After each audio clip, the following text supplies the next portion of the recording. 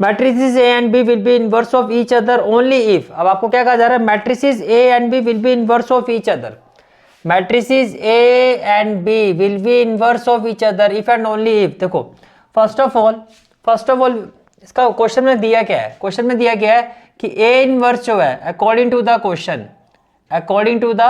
Question A inverse is equal to B and B inverse is equal to A inverse is equal to B and B inverse is equal to A and B inverse of each other.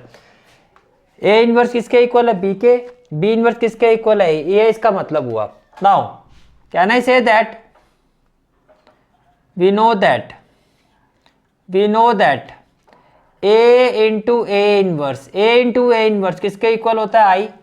Similarly we can say that b into b inverse ये किसके equal होगा, ये भी आपका I के equal होगा, ये भी आपका किसके इक्वल होगा, I के इक्वल होगा। नाउ a इनवर्स आपका b के इक्वल है।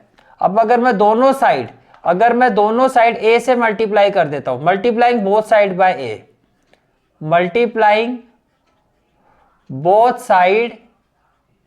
बाय a, तो what we will have, a into A inverse equal to क्या हो जाएगा, ए बी हो जाएगा, a into A inverse equal to क्या हो जाएगा, ए बी हो जाएगा, राइट।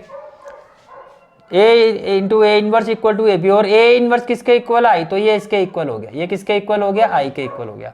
अब यहां देखो बी बी इनवर्स I के इक्वल है। नाउ बी इनवर्स किसके इक्वल है, ए के, बी इनवर्स किसके इक्वल है, ए के।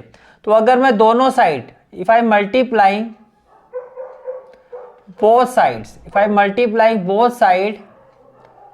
बाय बी, अगर मैं दोनों साइड बी से मल्टीप्लाई कर देता हूं,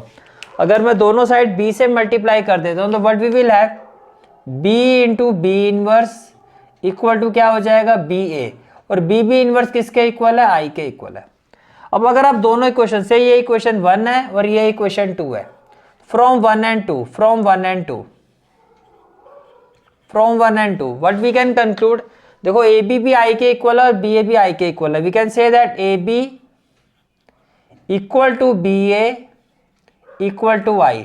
this is the required condition that A and B are inverse of each other if and only if AB is equal to BA and BA is equal to I। तो as per the question ये आपका answer है option B. तो required answer क्या हो जाएगा आपका, option B. Is it clear, ठीक है।